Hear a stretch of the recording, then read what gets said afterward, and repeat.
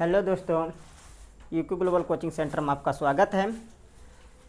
आज का जो टॉपिक है करंट अफेयर से है 2026। आज की तारीख 30/6/2026 के, ठीक है।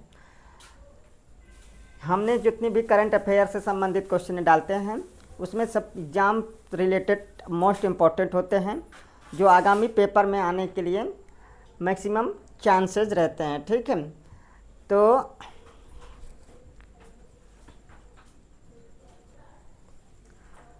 चलते हैं एक एक करके हम सारे क्वेश्चनों को बताते हुए, और उसमें से जो अधिक जानकारी लायक चीज़ें रहेंगी उसको हम अलग एक्सप्लेन करेंगे, ठीक है।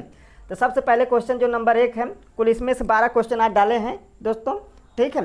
सबसे पहले जो क्वेश्चन, हाल ही में प्रधानमंत्री मोदी को किस देश का सर्वोच्च नागरिक सम्मान guardian of the blue horizon प्रदान किया गया? फिर से सुन लीजिए, हाल ही में प्रधानमंत्री मोदी को किस देश का सर्वोच्च नागरिक सम्मान guardian of the blue horizon guardian of the blue horizon प्रदान किया गया? तो सेशल देश का, ठीक है, छोटा सा देश है। भारत प्रधानमंत्री को ये उनका देश का सर्वोच्च नागरिक सम्मान है जो उन्हें सम्मानित किया गया, ठीक है। अगले क्वेश्चन में चलते हैं।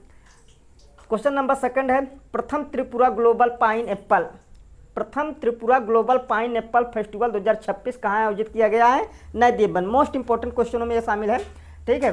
जो प्रथम Tripura global pine Apple festival 2026 कहाँ आयोजित किया गया? तो शहरों का नाम देगा, चार में से एक सही रहेगा, तो उसमें से जो है अपना दिल्ली में आयोजित किया गया, ठीक है। आगे चलते हैं नेक्स्ट क्वेश्चन में। त्रिपुरा राज्य को किस उत्पाद के लिए जीआई टैग प्राप्त किया? तो त्रिपुरा राज्य को, जो त्रिपुरा की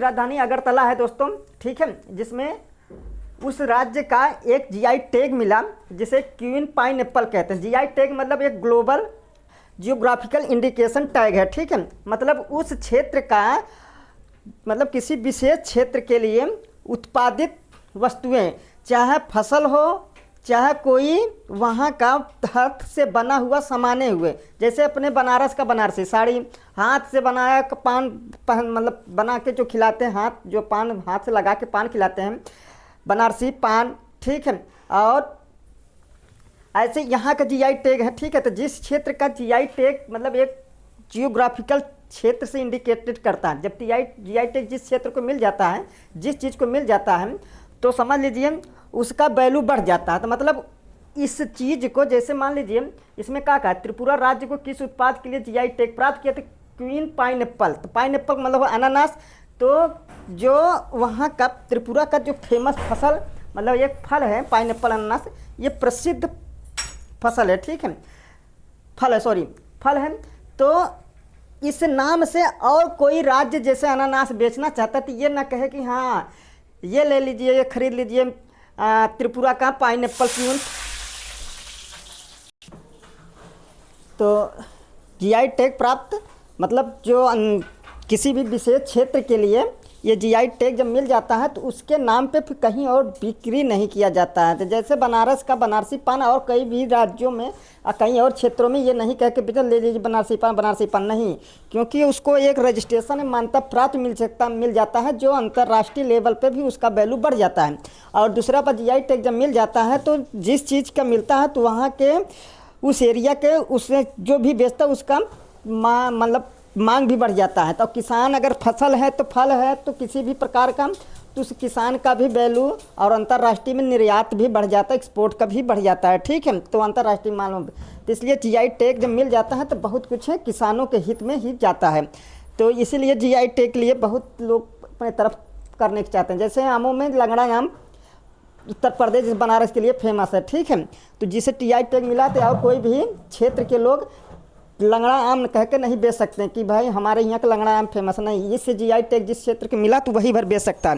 तो जीआई टैग का मतलब यही होता है दोस्तों, ठीक है। त्रिपुरा राज्य को किस उत्पाद के लिए जीआई टैग प्राप्त किया? क्वीन पाइन एप्पल, ठीक है, अनानास एक फल है, अब चलते, हाल ही में किस देश ने 2026 में विश्व का सबसे बड़ा शिप, फिर से सुन लीजिए, हाल ही में किस देश ने 2026 में विश्व का सबसे बड़ा शिप रिसाइकलिंग नेशन बनने का स्थान प्राप्त किया? वो भारत। ये मोस्ट इंपॉर्टेंट क्वेश्चनों में इंक्लूड कर लीजिए, ठीक है। सीधा पूछेगा किस देश ने 2026 में विश्व का सबसे बड़ा शिप रिसाइकलिंग नेशन बनने का स्थान प्राप्त किया? तो अपना भारत, इंडिया। ठीक है, आगे चलते हैं। 2026 में भारत में मानसून की कमी का मुख्य कारण क्या बताया गया?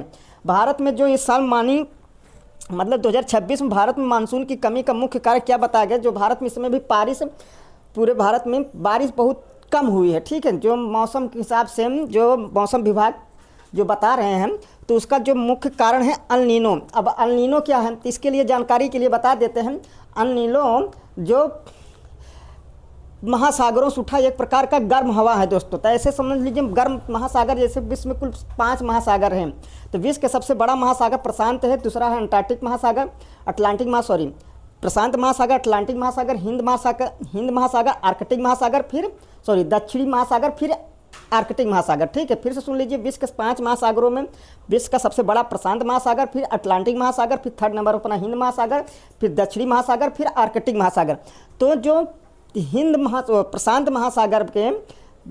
महासागर में गर्म हवाओं का उठना, ठीक है, वो प्रशांत महासागर से ठंडी हवाएं न चल के, व्यापारिक हवाएं न चल के, ट्रेंड ब्रीड न चल के, तो वहाँ से गर्म हवाएं का उठना और दूर तक फैलना, तो इसी को अल नीनो कहते हैं। ठीक है, अल नीनो मतलब महासागरों से, पैसिफिक ओशियन से गर्म हवाएं का उठना और उसका विस्तार हो जाना, उसी को अल नीनो कहते हैं, जिसके कारण सूखा पड़ सकता है, पानी कम बरसेगा, बाढ़ आएगा, तमाम प्राकृतिक आपदाएं देखने को मिलती है। तो जो इसमें देखने को मिल भी रही थी, ये अल नीनो का ही असर है दोस्तों। ठीक है, अल नीनो का, तो जिसमें 2026 में भारत में मानसून की कमी का मुख्य कारण क्या बताया गया? अल नीनो का बहुत भारी असर देखने को पड़ रहा है। अल नीनो का असर इतना तेड़ा है कि जो अब यूरोप महाद्वीप में कभी भी गर्मी भीषण नहीं पड़ी है, इसमें प्रेजेंट टाइम में वहाँ पे इतनी तगड़ी गर्मी पड़ रही है कि इस असर का, अल नीनो का असर के कारण जो उधर के ठंडी हवाएं,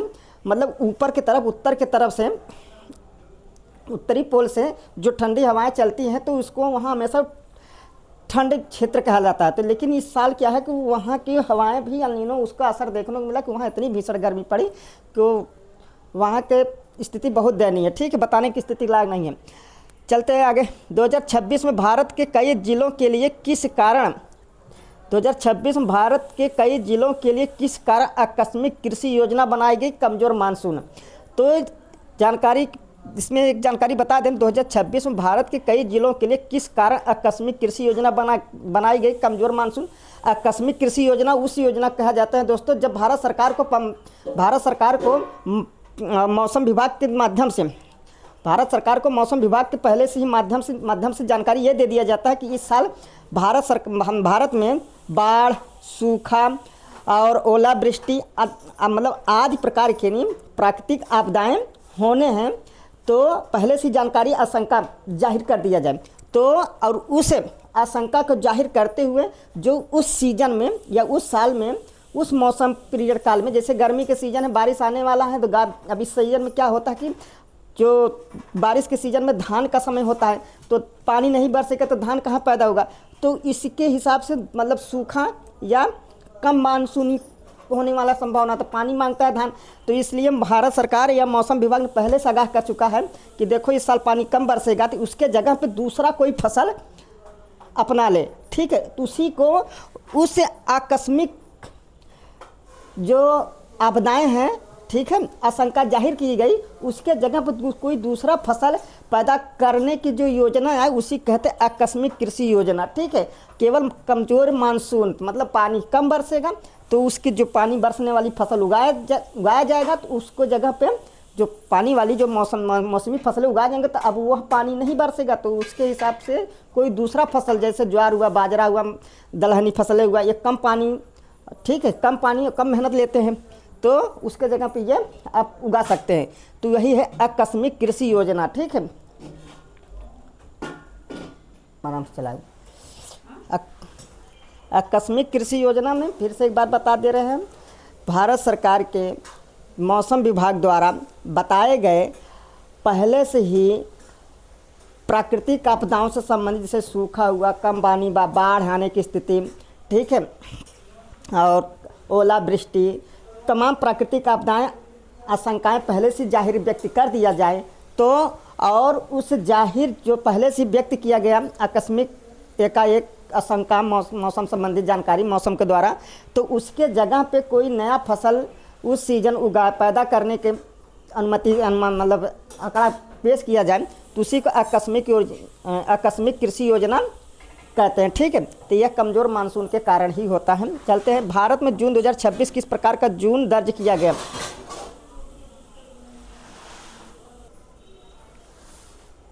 भारत में जून 2026 किस प्रकार जून दर्ज किया गया? पांचवा सबसे शुष्क। शुष्क मतलब सूखा वाला क्षेत्र, मतलब कम पानी क्षेत्र, मतलब पानी की मात्रा बहुत कम, शुष्क एरिया, जहाँ सूखा मतलब शुष्क, dry.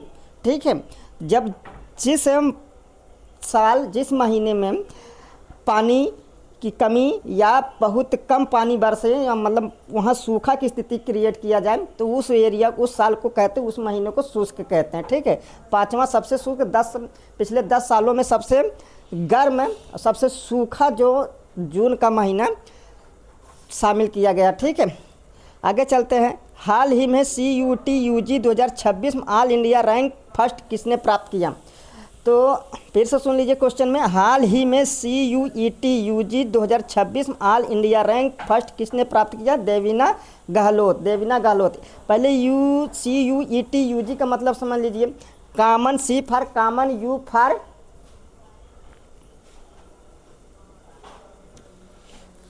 C for common, U for university, E for entrance, T for test, मतलब common university entrance test under, U for UG under graduate.